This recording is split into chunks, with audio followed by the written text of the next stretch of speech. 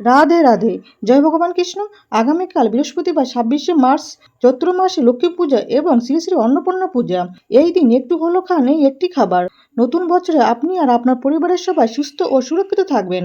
চৈত্র মাসে শুক্লপক্ষের এই বৃহস্পতিবার যুক্ত অন্নপূর্ণা পুজোর দিন কিছু খাবার খাওয়া যেমন জীবনের পক্ষে খুব ভালো বলে বিবেচিত হয়, তেমনি কিছু খাবার খাওয়া একদমই উচিত নয়। বিশেষ করে এই দিন ভুলেও খাবেন না এই তিনটি সবজি। সনাতন হিন্দু ধর্মে চৈত্র মাসের বৃহস্পতিবারে পালিত অন্নপূর্ণা পূজা দেবী অন্নপূর্ণা আরাধনার এক অত্যন্ত পবিত্র ও ফলদায়ক দিন। এই দিনে দেবীকে অন্নের অধিষ্ঠাত্রী শক্তিরূপে পূজা করা হয়, অর্থাৎ তিনি খাদ্যের যোগানই দেন না, সংসারের অভাব দূর করে সংসারের সমৃদ্ধি, শান্তি ও সুখের আশীর্বাদ দান করেন। শাস্ত্র মতে দেবী অন্নপূর্ণা হলেন দেবী পার্বতীর এক দয়াময়ী রূপ, যিনি স্বয়ং ভগবান মহাদেব শিবকে ভিক্ষা দিয়ে জগতের অন্নের মাহাত্ম্য প্রতিষ্ঠা করেছিলেন।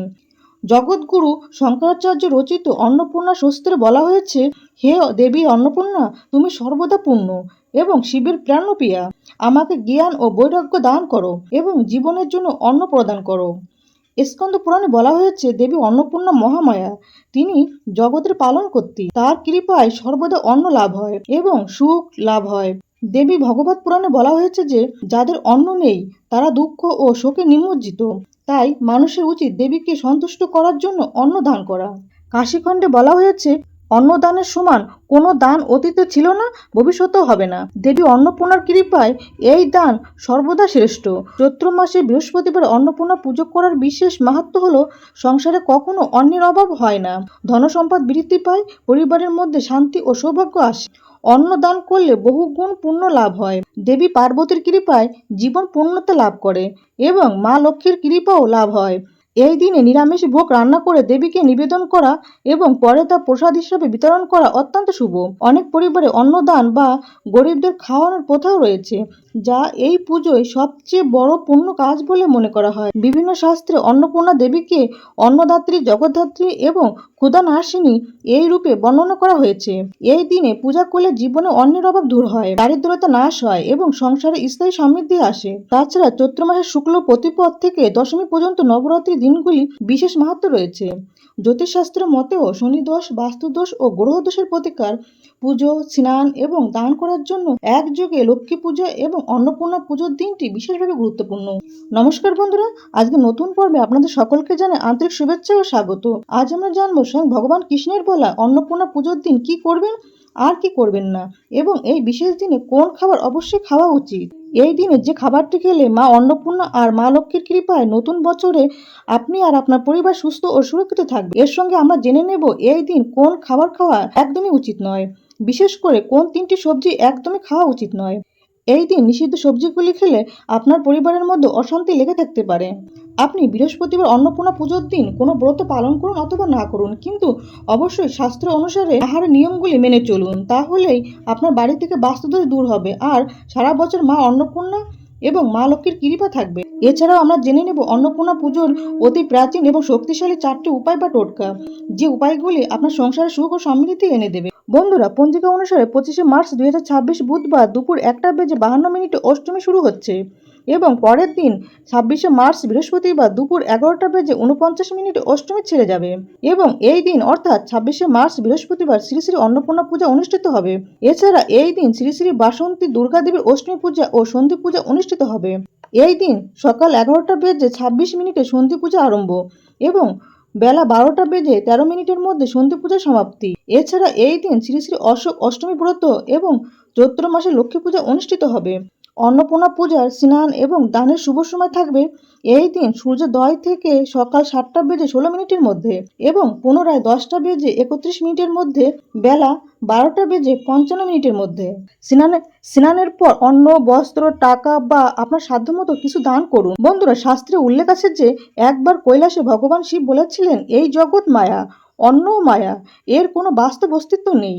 তখন দেবী পার্বতী মা অন্নপূর্ণা রূপে ছিলেন এবং মহাদেব শিবের এই কথায় তিনি অসন্তুষ্ট হন। তিনি বুঝাতে চাইলেন যে অন্ন ছাড়া জীব জগৎ টিকে থাকতে পারে না। তাই দেবী হঠাৎ সমগ্র পৃথিবী থেকে অন্ন লোপ করে দিলেন। সঙ্গে সঙ্গে জগতে দুর্ভিক্ষ দেখা দিল। মানুষ, দেবতা, এমনকি ঋষিরাও ক্ষুধায় কাতর হয়ে পড়লেন। কোথাও অন্ন চিহ্ন মাত্র রইল না। ভগবান শিব তখন উপলব্ধি করতে পারলেন যে অন্ন কোনো মায়া নয়, এটি জীবনের মূল ভিত্তি। তখন তিনি অন্নপূর্ণা দেবীর কাছে ক্ষমা চেয়ে অন্ন প্রার্থনা করলেন। এরপর দেবী অন্নপূর্ণা কাশিতে এক অন্ন ভাণ্ডার খুলে সকলকে অন্ন বিতরণ করতে লাগলেন। ভগবান শিব নিজেই সেখানে ভিক্ষা পাত্র নিয়ে উপস্থিত হন এবং দেবীর কাছ থেকে অন্ন গ্রহণ করেন। অন্নপূর্ণা পূজা আমাদের এই শিক্ষা দেয় যে জীবনে খাদ্যের গুরুত্ব অপরিসীম এবং এটি ঈশ্বরের আশীর্বাদ। তাই অন্নকে সম্মান করা, অপচয় না করা এবং অন্নকে অন্ন দান করা এই পুজোর প্রধান উদ্দেশ্য। বন্ধুরা, অন্নপূর্ণা পুজোর দিন নিষিদ্ধ সবজিগুলির মধ্যে প্রথমে যেটির কথা বলবো সেটি হলো লাউ। এই দিন বাড়িতে কখনোই লাউ রান্না করবেন না। অন্নপূর্ণা পুজোর দিন অনেক জায়গায় বিভিন্ন পুজো উপলক্ষে বা নানান তান্ত্রিক ক্রিয়াতে লাউ উৎসর্গ করা হয়। বৃহস্পতিবার যুক্ত অন্নপূর্ণা পুজোর দিন পরিবারের কোনো সদস্যই লাউ খাবেন না। অন্নপূর্ণা পুজোর দিন কোনোভাবেই লাউ দিয়ে তৈরি কোনো খাবার বা তরকারি মুখে তুলবেন না। এছাড়া এই দিন আমিষ খাবার যেমন মাছ, মাংস, ডিম, পেঁয়াজ, রসুন, মসুর ডাল ইত্যাদি তামসিক আহার এড়িয়ে চলুন এবং ঘরোয়া নিরামিষ আহার গ্রহণ করুন। অন্নপূর্ণা পুজোর দিন আধ্যাত্মিকভাবে মন শান্ত ও শরীর হালকা রাখার জন্য সহজপাচ্য ও সাত্ত্বিক খাদ্য গ্রহণ করা উচিত। বন্ধুরা, এই দিন দ্বিতীয় নিষিদ্ধ খাবারটি হলো উচ্ছে বা করলা। অন্নপূর্ণা পুজোর দিন উচ্ছে বা করলা দিয়ে কোনো খাবার খাবেন না। আয়ুর্বেদে বলা হয়েছে যে এই সময় উচ্ছে বা করলা অত্যন্ত তীক্ষ্ণ ও ভারী খাবার এবং নানান রোগের সৃষ্টি করে। তাই অন্নপূর্ণা পুজোর মতো পবিত্র দিনে এই সবজি নিষিদ্ধ। অন্যদিকে শাস্ত্র মতে এই দিন করলা মানুষের শরীরে তামসিক গুণ বৃদ্ধি করে এবং নেগেটিভ এনার্জিকে আকর্ষণ করে। সুতরাং এই দিন ঘরে বা বাইরে উচ্ছে বা করলা দিয়ে তৈরি কোনো খাবার মুখে তুলবেন না। অন্নপূর্ণা পুজোর দিন সাদা ভাত অথবা ময়দার তৈরি লুচি বা পরোটার সঙ্গে আলু বা পটলের তরকারি, দুধ, ফলমূল ও পায়েস প্রভৃতি খাবার খাওয়া যেতে পারে, কিন্তু কোনো প্রকার নেশাজাতীয় খাবার এই দিন গ্রহণ করবেন না। বন্ধুরা, অন্নপূর্ণা পুজোর দিন তৃতীয় নিষিদ্ধ খাবারটি হলো নারকেল। শাস্ত্র মতে এই বিশেষ দিনে নারকেল খাওয়া অশুভ। তাই বাড়িতে কখনোই নারকেল দিয়ে কোনো রান্না করবেন না। পরিবারের কোনো সদস্যই অন্নপূর্ণা পুজোর দিন নারকেল খাবেন না। সুতরাং এই বৃহস্পতিবার কোনোভাবে নারকেলের নাড়ু বা নারকেলের মিষ্টি বা নারকেল দিয়ে তৈরি কোনো তরকারি মুখে তুলবেন না। এছাড়া এই দিন চুল দাড়ি কাটা ও নখ কাটা নিষিদ্ধ। বন্ধুরা, অন্নপূর্ণা পুজোর দিন কোন খাবারটি খেলে মা অন্নপূর্ণা এবং মা লক্ষ্মীর কৃপায় নতুন বছরে আপনি আর আপনার পরিবারের সবাই সুস্থ ও সুরক্ষিত থাকবেন সেটি জানার আগে খুব দ্রুত আমরা জেনে নেব অন্নপূর্ণা পুজোর অতি প্রাচীন ও শক্তিশালী 4টি উপায় বা টোটকা। এগুলি আপনার সংসারে আয় উন্নতি বৃদ্ধির জন্য অত্যন্ত ফলপ্রদ। অন্নপূর্ণা পুজোর দিনটি মা অন্নপূর্ণা কৃপা লাভের জন্য এক বিশেষ সুযোগ। প্রথম উপায়টি হল অন্নপূর্ণা পুজোর দিন এক মুঠো চাল ও সামান্য লবণ একটা লাল কাপড়ে বেঁধে নিয়ে তা দেবীর চরণে রাখুন। পুজোর পর সেটি ঘরের অন্ন ভাণ্ডার বা রান্নাঘরে রেখে দিন। এর ফলে আপনার ঘরে কখনো অন্নের অভাব হবে না। দ্বিতীয় উপায়টি হলো এই দিন নতুন চাল দিয়ে ভাত বা খিচুড়ি রান্না করে প্রথমে অন্নপূর্ণা দেবীকে নিবেদন করুন। তারপর আপনার পরিবারের সবাইকে সেটি প্রসাদ হিসেবে খাওয়ান। এর ফলে সংসারে অন্নর ভাণ্ডার পূর্ণ থাকে। তৃতীয় উপায়টি হলো এই দিন সন্ধ্যায় দেবী অন্নপূর্ণার সামনে একটা ঘিয়ের প্রদীপ প্রজ্বলন করুন এবং মনে মনে মা অন্নপূর্ণা এবং মা লক্ষ্মীর নাম জপ করুন। এর ফলে আপনার সংসারে ধন সম্পত্তি বৃদ্ধি হয়। চতুর্থ উপায়টি হলো অন্নপূর্ণা পুজোর দিনে অন্তত একজনকে গরিব বা অভাবী মানুষকে পেট ভরে খাওয়ান। শাস্ত্রে বলা হয় অন্ন দান করলে মা অন্নপূর্ণা অত্যন্ত সন্তুষ্ট হন।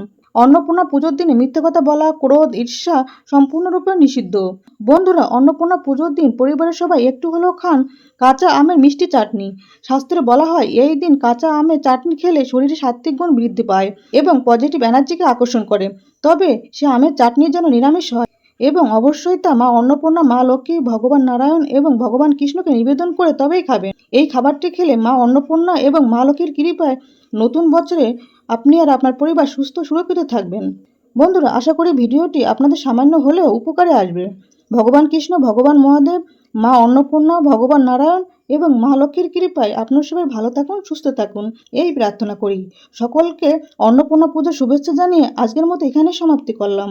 দেখা হচ্ছে আগামী পর্বে। আপনারা খুব ভালো থাকবেন, সুস্থ থাকবেন। জয় ভগবান কৃষ্ণ, জয় শিবশম্ভু, জয় অন্নপূর্ণা, জয় মা লক্ষ্মী। রাধে রাধে।